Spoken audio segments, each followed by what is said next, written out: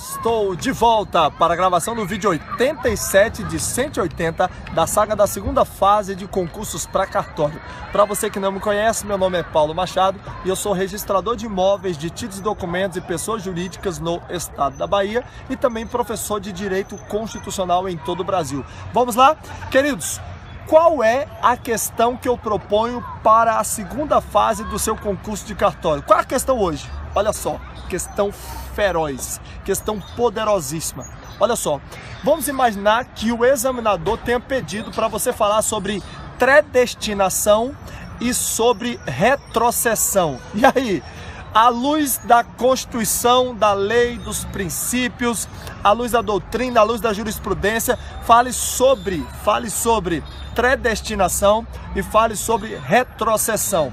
Vamos lá? Vamos lá? Inclusive, antes de gravar esse vídeo, eu tive o prazer de conversar com dois autores de livros de administrativo, que são meus amigos. O professor Gustavo Scatolino, que tem um livro de um manual de direito administrativo, junto com o João Trindade, e o professor Eliesley. Professor Eliesley é servidor federal da Câmara dos Deputados e o professor Gustavo Scatolino é procurador da Fazenda Nacional. Então, beijo no coração e para os meus amigos que bateram um papo comigo sobre esse assunto. Perfeito? Vamos lá então? Queridos, olha só, primeira coisa, quando se falar em predestinação, antes de nós fazermos a análise dos aspectos constitucionais, legais, doutrinários, jurisprudenciais, blá blá blá, antes disso, olha só, vamos aqui para conceito, né? Predestinação, em palavras rápidas, lembre-se de mudar destino, tá? Predestinação, quando falar em predestinação, você lembra que mudou o destino, ok? Assim, esse é o gancho para você lembrar. Predestinação, conceitualmente, ocorre quando o poder público confere destinação diversa da prevista inicialmente ao bem desapropriado. O poder público, ele desapropriou o seu imóvel, aí em Minas Gerais, aí em Rio Grande do Sul, para a construção de um parque.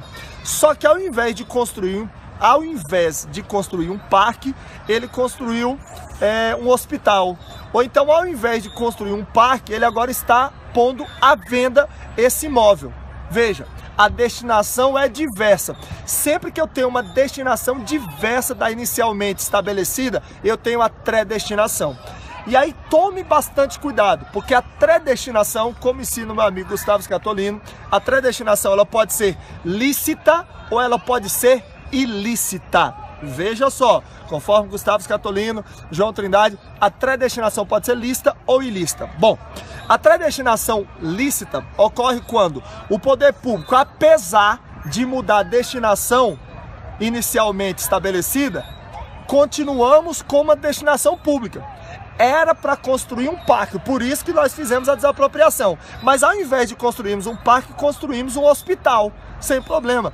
Trata-se de uma mudança de destino lícita, predestinação lícita. Agora, se ao invés de atender ao interesse público, nós estivermos com o poder público atendendo o interesse de um particular, o poder público colocou agora para vender e um grande empresário que já se sabe, vai lá e vai adquirir esse imóvel, certamente não temos interesse público a ser atendido e na verdade o interesse particular. Nesse caso teríamos a predestinação ilícita.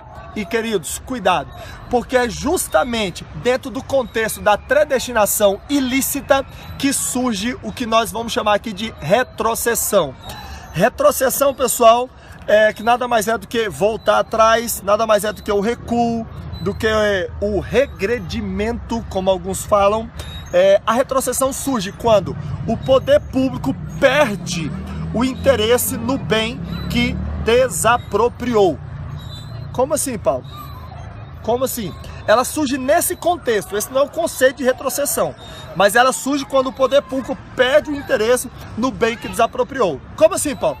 O poder público desapropriou para construir um parque, mas ele não vai construir mais o parque. O poder público, agora veio a crise e ele não quer mais construir o parque, não tem mais dinheiro. Se perdeu o interesse superveniente em relação àquele bem desapropriado, o entendimento é de que nada mais justo do que o indivíduo que teve o bem expropriado ter o direito de reaver o bem que lhe foi desapropriado. E querido, a retrocessão seria isso, seria o direito que o camarada tem de reaver o bem que foi expropriado, pagando o preço que lhe foi pago. O poder público pagou a ele 300 mil reais para desapropriar um imóvel em Águas Claras, para desapropriar um imóvel no Parkway. Ele vai ter o direito de ter novamente esse bem pelos 300 mil reais. É nesse campo que surge a retrocessão. Bom, tudo bem. E aqui, olha que interessante, Nós vamos discutir aqui se essa retrocessão, que é o direito de ter de volta, basicamente isso. A predestinação é mudança de destino que o poder público deu para o bem que ele desapropriou. Mudança de destino. E a retrocessão é o direito de ter de volta. O cara não perdeu o bem por conta da desapropriação, é o direito de ter de volta. Perfeito? Show? Tudo bem. Agora, essa retrocessão, ela seria um direito real ou seria um direito pessoal? Como é que a doutrina se posiciona? Como é que a jurisprudência se posiciona? Vamos analisar isso? Perfeito. Depois dessas partes introdutórias, olha que interessante. E aí você fecharia sua prova com a mais absoluta certeza, ok? Queridão, vamos lá. O que diz a Constituição sobre o assunto? Você iria citar lá o artigo 5º, inciso 24. Sem dúvida alguma, predestinação e retrocessão estão intimamente ligadas ao artigo 5º, inciso 24.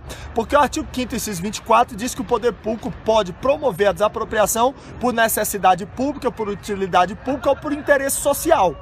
Perfeito? Se ligou no movimento? E aí, se a desapropriação ocorreu e o poder público não deu a destinação que ele prometeu, temos uma predestinação, mudança de destino. Lembra-se? Lembra-se? Perfeito? Temos uma mudança de destino. E por conta dessa mudança de destino, se ela for ilícita, aparece o direito de retrocessão. Perfeito? Então, tanto a predestinação como a retrocessão estão ligados ao artigo 5º, inciso 24, que fala da desapropriação, onde tudo nasce. Perfeito? Ok? Tudo bem. Queridão, o que diz a lei sobre isso? O que você deveria marcar na sua prova? Bom, em termos legais, você buscaria o Código Civil no 1228, parágrafo 3º, e no 1275, inciso 5. Anote aí no seu caderno. 1228, parágrafo 3º e 1275, inciso 5. Perfeito? Esses dispositivos vão falar também sobre desapropriação, que se não atender à necessidade inicialmente estabelecida, gera, já falei, predestinação, que pode gerar o quê? A retrocessão no caso de predestinação ilícita. Beleza. Tudo bem. O que mais, Paulo? Em termos legais, você tem que lembrar, além do Código Civil, você tem que lembrar do Decreto-Lei 3365, que é de 41, beleza? E você tem que lembrar também da Lei 8629 de 93 e da Lei Complementar 76 de 93. Beleza? Notou aí? Tudo bem. Paulo, e a doutrina? Como a doutrina se posiciona sobre isso? Olha só, Eli Lopes Meirelles, sendo bem enfático, ele diz que a retrocessão é um direito pessoal. Enquanto que Celso Antônio Bandeira de Mello e o meu amigo Gustavo Scatolino, junto com o João Trindade, dizem que trata-se de um direito real. Então, na doutrina, nós temos essa discussão. Tem gente que diz que é direito real, tem gente que diz que é direito pessoal. Citei para você agora algumas posições. Tudo bem. Antes de falarmos de como a jurisprudência se posiciona, quais são os princípios envolvidos aqui? Queridos, para falar o mínimo, nós temos pelo menos o princípio da supremacia do interesse público, porque veja só, o poder público para desapropriar o imóvel tem que estar utilizando a sua supremacia. Para ele mudar a destinação que ele deu inicialmente, no caso de predestinação lícita, supremacia do interesse público novamente. Perfeito? Se ligou? E também daria para nós falarmos também do princípio da segurança jurídica. Princípio da segurança jurídica. Nós temos um processo de desapropriação, uma predestinação que deve respeitar isso ou aquilo outro, temos a retrocessão. Tudo isso para atender o devido tem que seguir o devido processo legal e naturalmente a segurança jurídica está envolvida nessa parada. Perfeito? Anotou aí? Então tá. E jurisprudência. Paulo, como se posiciona o STJ, como se posiciona o Supremo Tribunal Federal a respeito? Anotei para você, você encontra em poucos livros ou quase nenhum essa jurisprudência. Se liga, olha só. O Supremo Tribunal Federal, no recurso extraordinário 104.591 do Rio Grande do Sul, entendeu que a retrocessão é um direito real, principalmente para você aí que, como eu, estuda para cartório, anota esse negócio aí. O Supremo entendeu que é um direito real, direito de retrocessão, perfeito? O STJ decidiu a mesma coisa. Para o STJ, no RESP 623.511 do Rio de Janeiro, também teríamos aí um direito real. Se ligou no movimento? Então eu trouxe para você o conceito de predestinação e de retrocessão, trouxe para você os aspectos constitucionais, legais, doutrinários, jurisprudenciais e os princípios envolvidos sobre predestinação e sobre retrocessão. Perfeito? Se ligou no movimento, queridão? Vamos agora então para a nossa tradicional dica motivacional. Querido, olha só.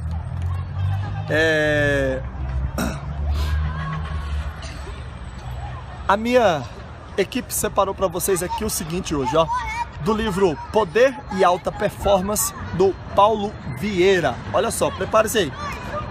Aqui embaixo, né? Selecionando pessoas. Anote aí. Quando falo em conquistar uma estrutura emocional sadia e próspera, lembro logo aquela máxima: me diga com quem tu andas e direi quem tu és. Você pode estar certo de que pessoas equilibradas andam acompanhadas de outras pessoas equilibradas, tanto quanto marginais andam acompanhados de outros marginais. Beberrões andam com outros beberrões, corruptos se relacionam com outros corruptos e assim por diante.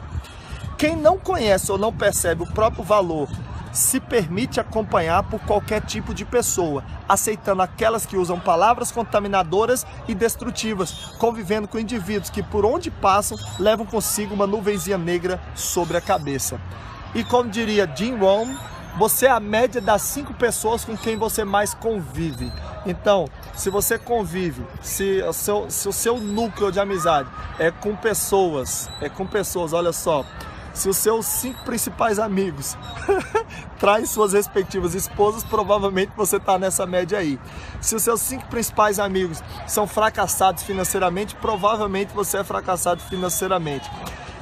Se você está andando só com pessoas que não passam em concurso, provavelmente você anda reprovando. Deixa eu falar uma coisa para você, querido. Uma das piores coisas que você pode fazer é ser a pessoa mais importante na mesa. O que eu sempre busco na minha vida é não ser a pessoa mais importante da mesa. Eu sempre estou atrás de buscar trocas justas. Às vezes eu sei mais do ponto de vista do desenvolvimento pessoal e aquele cara sabe mais do ponto de vista financeiro. Então eu estou sempre trocando essas experiências para buscar o crescimento. Então eu pergunto a você, qual é a sua média? Qual é a sua média, não só aqui no concurso público que a gente sempre fala, mas qual a sua média financeira?